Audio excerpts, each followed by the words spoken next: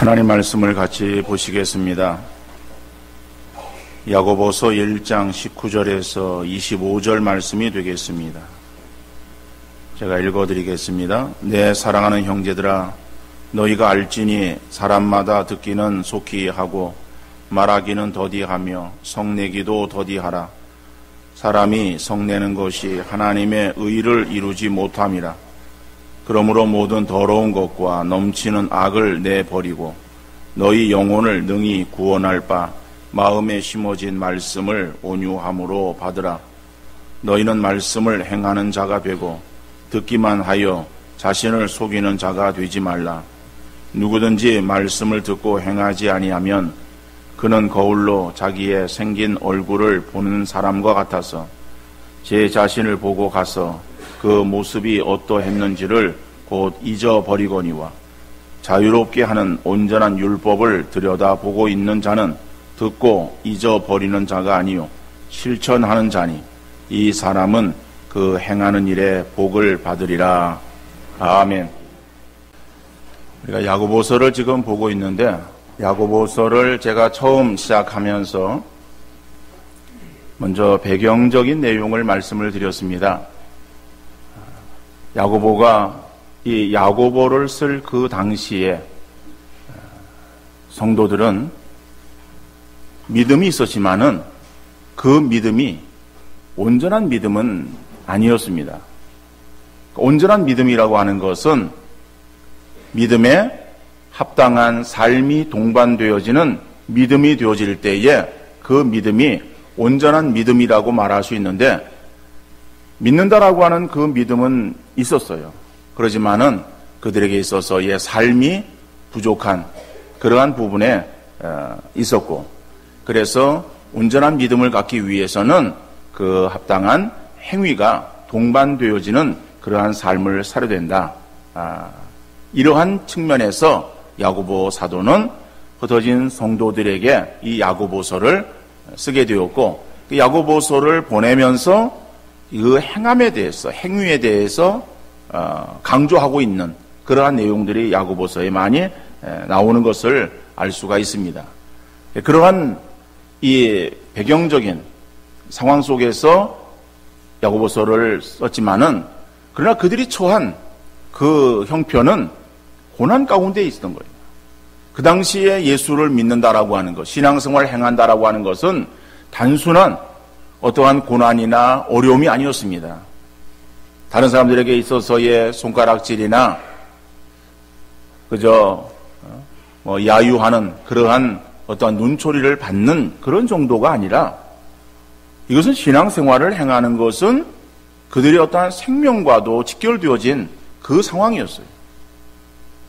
다시 한번 로마에 그 박해가 있었고 로마에서는 로마 황제를 숭배하라고 하는 그 조건을 제시했었는데 그리스도인들이 그것을 받아들이지 않습니다. 그러다 보니까는 그리스도인들에게 있어서 로마 황제를 숭배하지 않는 그것은 로마에 대해서 대항하는 것으로 그렇게 여기게 되었고 결국 그리스도인들을 잡아서 처형하는 일들을 이루었던 거죠. 그러다 보니까는 그리스도인들은 그 신앙의 박해를 피해서 멀리 로마 군인들의 그러한 영역에서 벗어나서 그들의 삶을 살 수 있는 어떤 외딴 곳에 이러한 곳으로 숨어 들어가게 되었던 것이죠. 자, 이러한 고난들이 있을 때의 그 고난을 어떠한 의미로 받아들여야 될 것인가? 단순한 그리스도인들에게 주어지는 고난이라고 하는 것, 그것은 의미 없이 우리에게 주어지는 것이 아니라 하나님께서 이 모든 것들을 주관하시는데 그러한 하나님께서 우리에게 주시는 시험, 이것은 시련인데 그 시련은 우리가 인내해야 된다. 인내하면은 그냥 무작정 참고 기다리는 것이 아니라 거기에 하나님께서 우리에게 더 견고한 신앙, 온전한 신앙의 형태를 이루게 되고 그러므로 인해서 하나님께서 우리에게 주시는 상급이 있다 하는 것을 말씀하고 있습니다. 더 나아가서 그러한 시험만 있는 것이 아니라 사단이 우리에게 주는 유혹도 있다. 그런 유혹을 잘 참아 견뎌내야 된다. 라고 하는 그러한 측면에서의 하나님께 주시는 시련과 사단의 유혹에 대해서 그들에게 먼저 서론적으로 언급한 야고보는 오늘 본문서부터는 이제 본론적인 그러한 부분에 있어서 우리가 성숙한 그러한 신앙생활, 정말 경건한 성도로서의 삶을 살아가기 위해서 필요한 것이 무엇인가? 오늘 그 부분을 두 부분으로 나누어서 우리에게 말씀하고 있어요. 그 첫 번째 부분은 소극적인 그러한 부분을 언급하고 있고, 또 한 가지는 적극적인 그러한 부분을 우리에게 소개하고 있다. 그러니까 소극적인 면이 무엇이냐? 이것은 행하지 말라라고 하는 거죠. 행하지 말라라고 하는 그런 측면에서의 소극적인 그러한 부분을 다루고 있고, 또 적극적으로 행하라 하는 그러한 측면에서의 또 한 부분을 다루고 있습니다. 그러면은 소극적인 그러한 부분으로 무엇을 언급하고 있는가 하면은 말하는 것과 성내는 것이에요. 그러니까 말하는 것과 성내는 것은 이것은 행하지 말라라고 하는 거예요. 그러니까 어떤 좀 자제하라라고 하는 그런 측면에서의 말하고 있는 거예요. 오늘 19절 말씀 보니까는 그 내용에 전체는 아니더라도 하반부에 보면은 말하기는 더디하며 성내기도 더디하라. 그렇죠? 말하는 것과 성내는 것은 더디하라고 그렇게 말하고 있어요. 잠언 13장 3절에 보면은 입을 지키는 자는 자기의 생명을 보존하나 입술을 크게 벌리는 자에게는 멸망이 오느니라. 그러면 입을 지키는 자 자기의 생명을 보존한다. 입술을 크게 벌리는 자에게는 멸망이 온다. 그러면 말을 하지 말라고 하는 얘기입니다. 오늘 본문은 우리에게 있어서 말하기는 더디하라라고 할 때에 말을 더듬거리면서 행하라고 하는 말이냐? 아니면 천천히 하라고 하는 그러한 의미의 말씀인가? 그런 것이 아니에요. 우리가 대부분 다른 사람의 말을 들을 때에, 특별히 하나님 말씀을 듣는 설교를 들을 때나 아니면은 다른 사람과 어떤 대화나 토론에 있어서 다른 사람들의 말을 잘 경청하지 않고 이해하려고 하지 않고 자신의 주장만을 많이 말하려고 하는 것에 대해서 말하기를 더디하라고 본문은 말하고 있는 거예요. 상대방의 말을 듣고 그래서 충분히 생각한 뒤에 자기 어떤 주관적인 관점이 아니라 객관적인 관점에서 자신의 생각을 말해야 되는 거예요. 그러나 우리는 다른 사람의 이야기를 듣거나 설교를 듣는 중에 그 말을 잘 듣고 그 말의 의미를 잘 새겨보아서 그 말이 어떤 의도로 했고 어떤 의미를 가지고 있는지를 생각하기보다는 어떠한 말 한마디에 자기 감정이 상해서 욱하는 마음이 생겨야 됩니다. 그러면은 그 뒤에 상대이 하는 그 말에 대해서 경청하기보다는 자기 생각에 치우쳐서 상대의 말을 듣게 되어지는 거예요. 그리고 상대의 본래 의미를 이해하기보다는 자기의 어떠한 격한 감정에 따르는 오해를 행함으로 말을 듣게 되어지고, 그러면은 상대의 이야기를 제대로 잘 듣는 것이 아니라 잘 듣지 못하게 되어지는 것이다. 듣기는 들어도 그 말을 제대로 의미를 잘 새기면서 듣는 것이 아니라 건성으로 듣는 거예요. 그리고 자기 마음속에는 다른 생각을 하고 있는 거예요. 자, 이런 것들이 일반적인 그런 모든 사람들의 모습이다라고 할지라도, 그렇기 때문에 나도 그렇게 행하는 것이 당연하다고 생각하지 말고, 다른 사람은 그렇게 행한다 할지라도 나만은 그러한 모습에서 벗어나서 다른 사람의 이야기, 상대의 이야기를 객관적인 관점에서 잘 경청하려고 하고, 또 들은 말을 내 생각에 그냥 치우쳐서 내 마음대로 판단하지 말고 그 사람이 어떤 의도로 말을 했으며 또 설교를 행할 때의 성경 본문이 어떤 의미로 그 말씀을 하고 있는가를 깊이 생각할 수 있어야 될 거예요. 그래서 말하기 전에 자기의 잘못 생각하는 부분이 없는가 판단해야 될 거예요. 어떤 말을 하려고 할 때에 나의 생각이 너무 주관적인 면에 치우쳐서 잘못 판단하고 생각하고 있지는 않은지, 또 성경 본문에 대한 깊이 있는 그러한 그 살피는 지혜가 내가 부족한지, 이런 것들을 좀 잘 살펴서, 그래서 본문을 가지고 설교하는 설교자가 어떠한 의도로 설교를 하고 있는지, 또 다른 사람이 어떠한 의도로 이야기를 하고 있는지 그걸 살피는데, 그래서 본문에 대한 잘 알아야 되는, 깊이 있는 그러한 또 이 지식도 있어야 될 것이고, 다른 사람이 또 행하는 그러한 말들을 내가 어떻게 이해하고 있는지, 그런 말을 들은 사람, 다른 사람과의 또 대화를 통해서 내 생각이 바른지라고 하는 것들을 먼저 헤아려 판단하는 것이 필요하다. 그런 어떠한 판단 가운데서 그러한 상황 속에서 우리가 말을 해야 된다라고 합니다. 그러니까 대부분의 사람들은 이런 어떠한 과정들 속에서 이야기를 하는 것이 아니라 다 주관적인 입장에서 자기의 생각에서 이야기를 하는 거예요. 그러니까 다른 사람 이야기를 들을 때에 그것을 그냥 있는 그대로 잘 경청해서 듣는 훈련이 되어져 있지 않기 때문에 그것을 자기의 어떤 주관적인 그러한 생각을 통해서 말을 받아들이는 거예요. 교회에서 광고를 합니다. 광고를 하는데 그 광고를 들은 사람이 나중에 나와서 이야기를 할 때 보면은 제각기 다른 이야기들을 하고 있어요. 이야기를 한 사람은 한마디를 했는데, 그죠? 그러니까 이 이야기를 했는데 듣는 사람은 자기 각자의 그러한 생각으로 듣는 거예요. 그러니까 그렇게 하면은 자기 생각 속에서 이해하는 부분들이 달라지는 거예요. 그리고 나서 이제 말을 합니다. 그러면은 제 각각의 이야기가 나오는 거예요. 어떤 경우에 있어서는 말을 하지 않았는데도 불구하고 그렇게 했다라고 이야기하는 사람도 있어요. 그거는 자기 어떤 그러한 주관적인 생각을 가지고서 말을 듣기 때문에 그런 거예요. 예를 들어서 제가 5월 17일 2015년도 예수랑 나눔 축제를 행사를 합니다. 그 행사를 이제 시작하면서 선포합니다. 라고 이렇게 이제 광고를 했어요. 근데 저는 거기에 대해서 몇 시라고 하는 그러한 시간을 얘기하지 않았어요.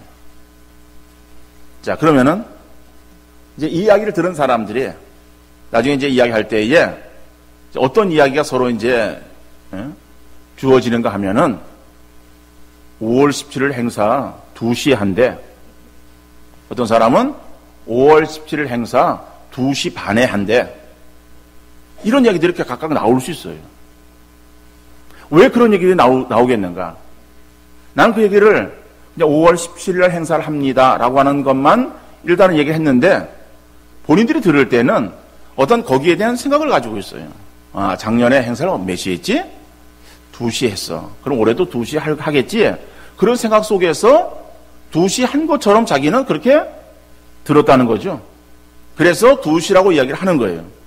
또 어떤 사람은 우리 세대간 통합 예배를 2시 반에 드리니까는 2시 반에 하겠지?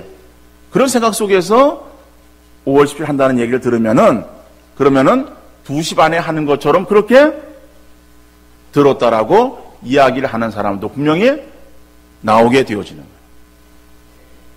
거예요. 이거는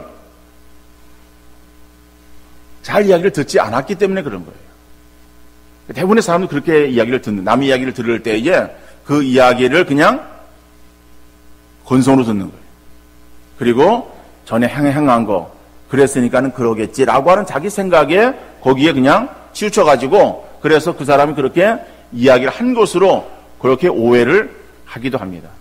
근데 이것은 어떤 시간적인 문제라고 한다면은 그것은 그냥 수정하면 되는 거예요. 목사님 몇 시예요? 내가 얘기를 안 했는데 이번에는 형편상 4시 해야 되겠습니다. 그렇게 이야기를 한다면은 그럼 4시 하면 되고 2시에 해야 되겠습니다. 그럼 2시 하면 되고 그러는 거예요. 그런데 다른 사람에 대한 이야기를 내가 또한 그러한 객관적인 그러한 그 입장에서 이야기를 듣고 그 사람 판단하는 것이 아니라 자기 주관적인 그러한 그 입장에서 생각하는 거예요. 그래가지고 저 사람 그러고 나서는 그 사람에 대해서 정확한 이야기가 나와도 내가 가지고 있는 그 사람에 대한 선의견이 있어요. 그 선의견을 가지고서 이야기를 듣는 거예요.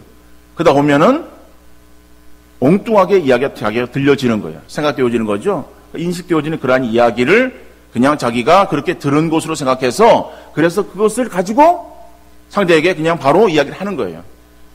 그거는 전혀 근거 없는 이야기예요. 근거 없는 자기의 생각이거든요. 그러니까 자기의 생각을 가지고선 그래서 상대에게 이야기를 하는 거예요.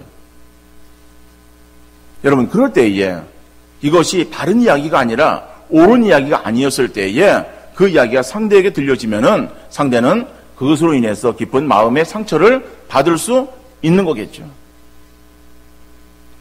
일반 사회에서는 정확한 이야기가 아닌 그러한 이야기를 할지라도 뭐 아니면 말지 라고 하는 그러한 식이거나 아니면 일부러 흠집을 내려고 그렇게 모함하는 의도를 가지고 이야기를 할 수 있어도 오늘 우리 성도 간에 그리고 우리 그리스도인들에게 있어서의 입에서 나오는 그러한 말들은 정확한 이야기가 되어야 할 것이다.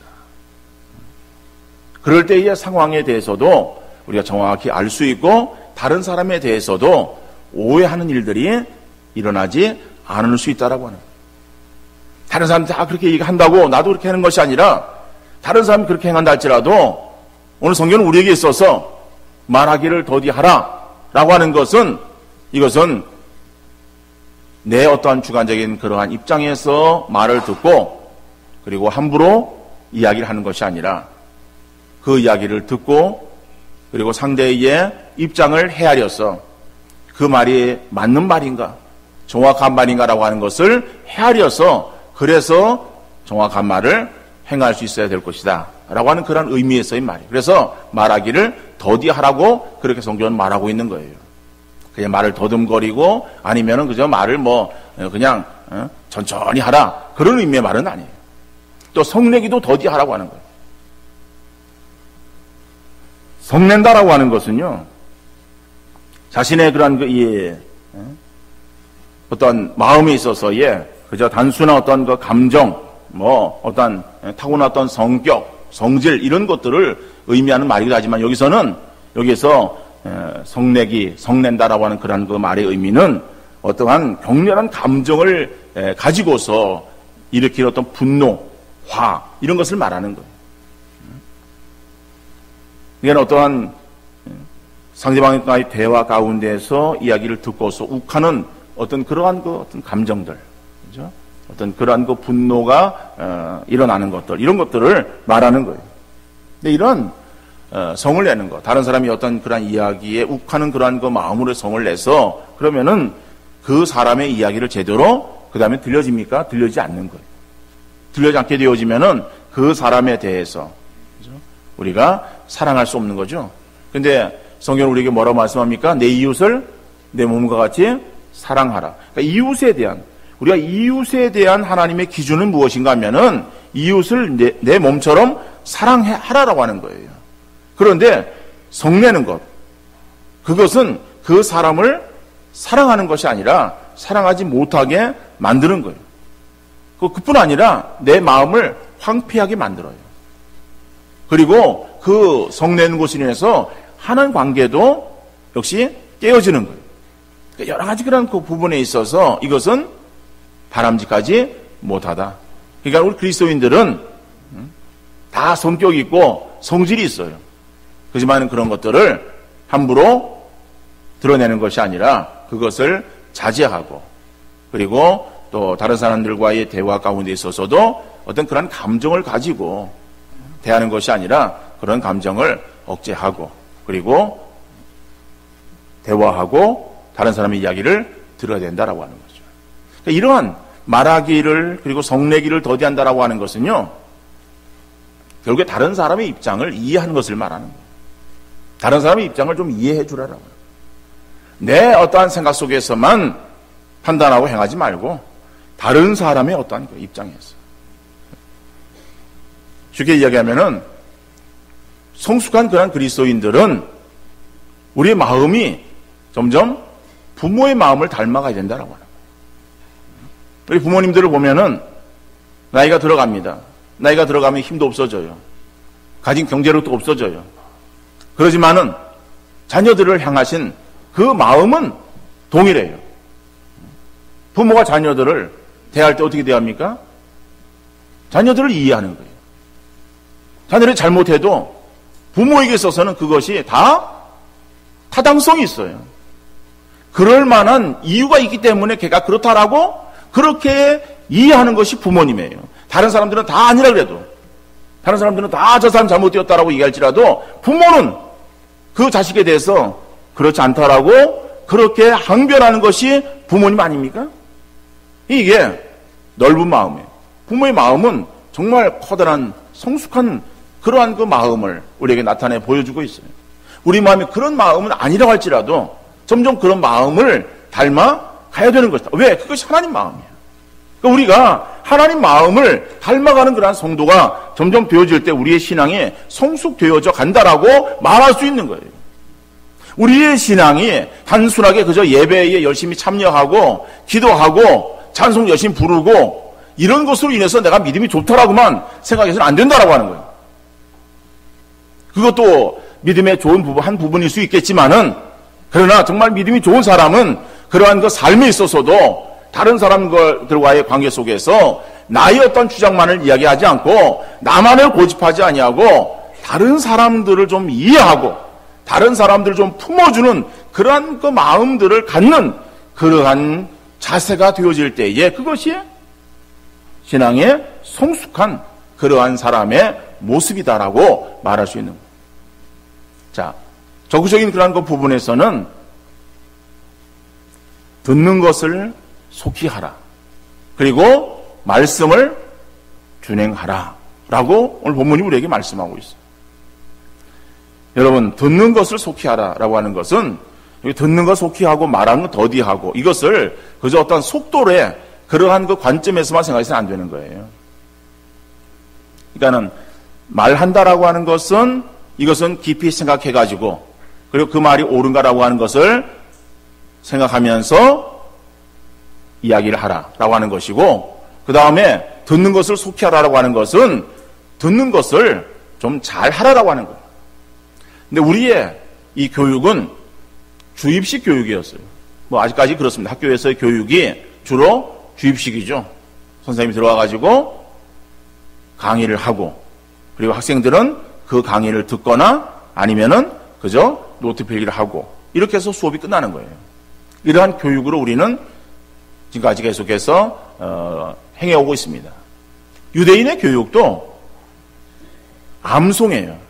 율법을 그들의 부모에게서 듣습니다. 듣고 그것을 계속해서 반복해 듣는 거예요. 듣다 보면은 이것이 마음속에 새겨지는 거예요. 그래서 마음판에 새기고 라고 하는 그런 의미들은 이 말씀을 들어서 간직하라라고 하는 거예요. 간직해서 알고 있는 그 말씀을 지켜 행하고 그 말씀을 자기 자녀들에게 가르치는 거예요. 그래서 언제든지 뭐 길에 있을 때든지 뭐 집에 앉았을 때든지 뭐 부지런히 가르치며라고 이렇게 신명이 나오는 그런 그 말씀들은 그런 것을 의미하고 있는 거예요. 그런데 이런 그 유대 교육이 이제 예수님 당시를 지나서 지금 초대교회 예수님 이후에 제자들의 그런 시대에 되어지면은 헬라의 영향을 받습니다. 헬라가 로마 전에 세계를 지배하고 있었기 때문에 헬라의 그러한 그 교육에 영향을 받는데 헬라의 교육은 어떤 교육인가 하면은 토론식의 교육이에요. 그들은 토론을 합니다. 자기 주장을 이렇게 피력을 합니다. 논리적으로 자기의 생각들을 말을 하는 거예요. 그런 훈련들이 교육에 들어있어요. 그래서 헬라 시대에 그러한 되어졌던 뭐 이 반형, 그 원형이 아니라 그런 어떠한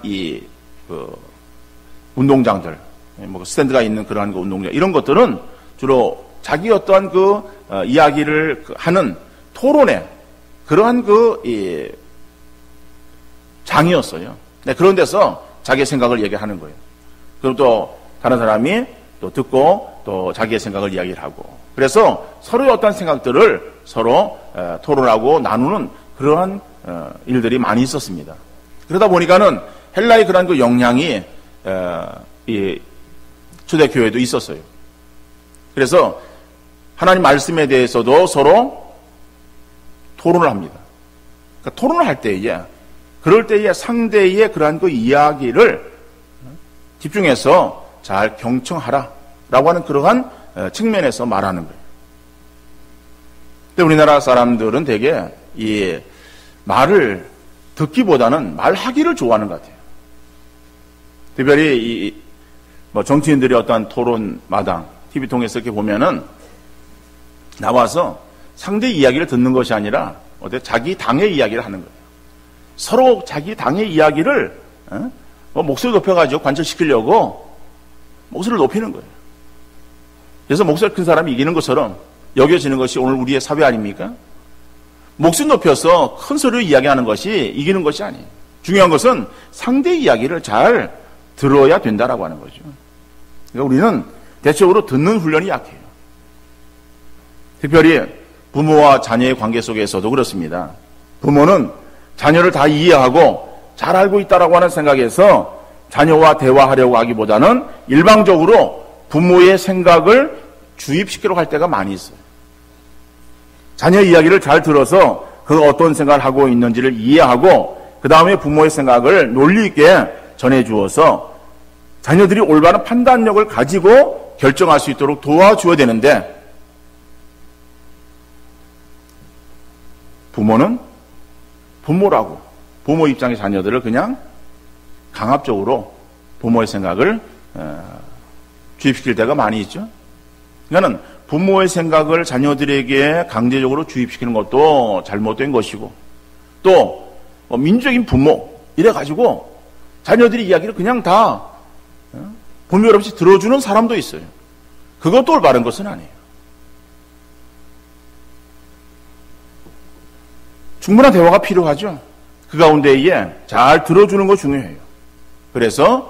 그리고 또 잘못되어진 그런 부분에 있어서는 부모가 잘 논리적으로 설득을 해야 될 것이고 그가 알아들을 수 있도록 그래서 바른 판단을 할 수 있도록 부모가 들어주시면 들어주고 또 자녀가 꼭 고쳐야 될 것은 고치도록 그런 어떠한 대화가 우리에게 필요하다.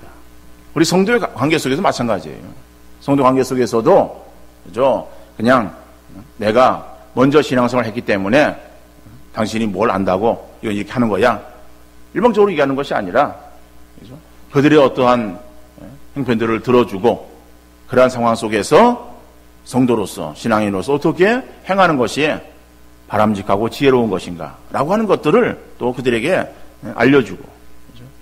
어떠간에 이 듣기는 속히 하고 라고 하는 이 말씀은 다른 사람의 말을 잘 경청할 수 있어야 된다라고 하는 그러한 측면에서의 말씀이에요. 더 나아가서 하나님 말씀에 대해서는 말씀을 지켜 순종해야 된다.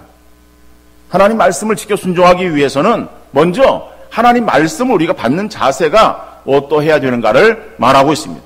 하나님 말씀이 우리 가운데에 온유함으로 심기워져야 된다라고 말하고 있습니다.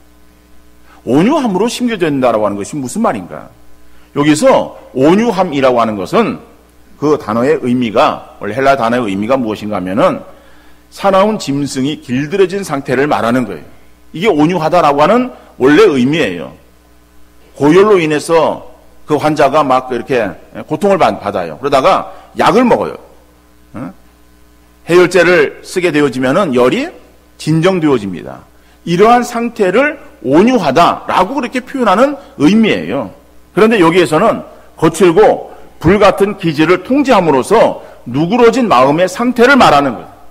그래서 오늘 본문 22절의 말씀 보면은 21절에 보니까는 모든 더러운 것과 넘치는 악을 내버리고 그렇죠? 그래서 우리의 마음을 그 다음에 온유한 마음으로 만들어 놓고 거기에 너희의 영혼을 구원할 바 마음에 심어진 말씀을 거기에 받으라라고 말하고 있어요. 하나님 말씀을 어디에 받아야 되는가 하면은 온유해진 우리의 마음에 받아야 되는데 온유해진 우리의 마음이 어떤 마음인가? 이것이 거칠어진 그러한 기질을 좀 통제함으로 인해서 누그러진 마음의 상태. 다시 말하면은 우리의 마음의 상태를 옥토와 같은 마음으로 만들어라. 그리고 거기에 하나님 말씀을 심으라 라고 하는 그런 의미의 말씀이에요. 예수님께서 4가지 밭의 비유를 말씀하시잖아요. 4가지 밭의 비유. 그죠? 길가와 같은 밭, 돌짝과 같은 밭, 그 다음에 가시덤불, 그 다음에 옥토. 거기에 씨가 떨어지는 거예요. 길가에 씨가 떨어지면은 딱딱한 길가에 그 씨가 뿌리를 내리겠습니까? 내리기 전에 새가 먹어버리는 거예요. 돌짝밭, 그 다음에 가시덤불 어떻습니까? 씨가 떨어지면은 뿌리가 내리긴 내리는데 돌들로 인해서 뿌리가 깊이 내리지 못하고 또 뿌리 내려서 자라긴 자라야 되는데 위에 가시덤불이 막아서 기운을 막아서 자라지 못하고 결국에는 그들이 죽어가는 것이고. 근데 옥토 같은 거기에 씨가 떨어지면은 뿌리가 내립니다. 옥토에 잘 갈려진 그러한 그 땅을 말하는 거죠. 그러면은 뿌리가 내리면 거기에 싹이 나고 거기에서 잘 자라서 열매 맺혀지는데 30배, 60배, 100배의 결실을 맺히게 된다라고 말씀하고 있죠. 그러니까 우리가 하나님 말씀이 어디에 심겨져야 되느냐? 우리의 부드러운 그러한 그 마음의 상태가 되어지고 그 마음 밭에 하나님 말씀이 심기워져서 그 말씀이 30배, 60배, 100배의 결실로 나타나야 된다라고 하는 것을 말하고 있어요. 그런데 하나님 말씀을 그냥 듣기만 하는 사람은 어떠한 자이냐? 자기를 속이는 자이고 그리고 또 미련한 자이다라고 말씀하고 있어요. 속인다라고 하는 그 이 말은 잘못 계산하다 이런 그 의미를 가지고 있는 말이에요. 속이다라고 하는 것이 잘못 계산하다. 그러니까 어리석은 사람들은 하나님 말씀을 듣고도 행하지 않음으로 인해서 어떠한 단순한 지적인 깨달음 그 정도에만 머무르게 되어지는 거예요. 그러면서도 자기는 착각하는 거죠. 어떠한 착각을 하는가 하면 나는 믿음이 좋더라. 하나님 말씀을 알기만 아는 것으로 나는 이만한 믿음을 가지고 있다라고 스스로 생각하는 그것은 착각이다라고 하는 거예요. 여러분, 우리가 알고 있는 그 말씀, 예배를 통해서 말씀을 듣습니다. 그리고 그 말씀을 우리가 통해서 우리 지적 수준이 높아지는 거예요. 성경을 또 공부합니다. 또 세미나를 듣습니다. 그러므로 인해서 우리가 어떤 지적 수준이 높아지는 그러한 정도에서 그걸 가지고 다른 사람들 판단하는 것으로만 그쳐지는 그러한 사람은 이건 온전한 믿음이 아니라 이것은 스스로 믿음이 없다라고 하는 것에 대한 것을 인식하지 못하는 착각에 빠져있는 사람이다라고 오늘 본문이 우리에게 말씀하고 있는 내용이에요. 또 이런 사람은 어떤 사람이냐면은 자기를 속이는, 자기를 미련한 사람인데 어떻게 미련한가 하면은 23절의 말씀 보면은 누구든지 말씀을 듣고 행하지 아니하면 그는 거울로 자기 생긴 얼굴을 보는 사람 같아서 24절에 제 자신을 보고 가서 그 모습이 어떠했는지를 곧 잊어버리거니와. 여러분, 하나님 말씀을 우리가 듣습니다. 들어서 아하 그렇구나 라고 깨달은 것으로만 그쳐서 그것이 우리 어떤 지적 수준으로만 계속 쌓여지는 그러한 사람은 어리석은 사람이다라고 하는 거예요. 근데 그 어리석음을 어떻게 비유해서 오늘 본문이 말하고 있습니까? 거울을 보는 것과 마찬가지다. 여러분, 거울을 본다라고 하면요, 어떤 거울, 매일 거울을 보죠? 수시로 거울을 보죠? 왜 거울을 봅니까? 얼굴에 뭐가 묻었는지, 뭐가 잘못 되었는지를 발견하기 위해서 거울을 보는 거예요. 자, 거울을 봤습니다. 거울을 봤는데 보니까는 예를 들어서 볼에 뭐 까만 게 묻었어요. 자, 까만 게 묻었으면은 그게 무엇인가를 닦아내야죠. 그죠? 닦아내야 되는 거예요. 그런데 거울을 보고서 아, 내 볼에 지금 뭔가 까만 게 묻어 있구나 라고 하는 것을 알았어요. 알았음에도 불구하고 닦지 아니하고 그냥 그것을 잊어버리는 거예요. 안 닦고 그냥 가는 거예요. 그러면은 거울을 본 사람이나 안 본 사람이나 똑같은 거 아니에요? 거울을 보고도 그걸 고치지 않으면은 의미가 없다는 거죠. 안 본 사람은 똑같은 거예요. 그러면은 다른 사람이 있어서, 그죠? 창피함을 당할 수밖에 없는 것이다. 이게 어떤 모습인가 하면은 하나님 말씀을 듣고 그냥 행하지 않는 그러한 사람의 모습이다. 오늘 그렇게 말하고 있어요. 그러니까 참 어리석은 그런 사람이죠. 그러니까 하나님 말씀은 우리가 듣고 아 그렇구나 깨달음으로 그치는 것이 아니라 그것이 우리의 심령 속에 새겨져서 그 말씀대로 준행하는 그러한 삶으로 나타나야 된다라고 합니다. 그리고 그 말씀을 지켜 행하면은 우리에게 복이 되는 거예요. 오늘 보면 25절 말씀이죠. 25절에 하반절에 보니까는 실천하는 자니 이 사람은 그 행하는 일에 복을 받으리라.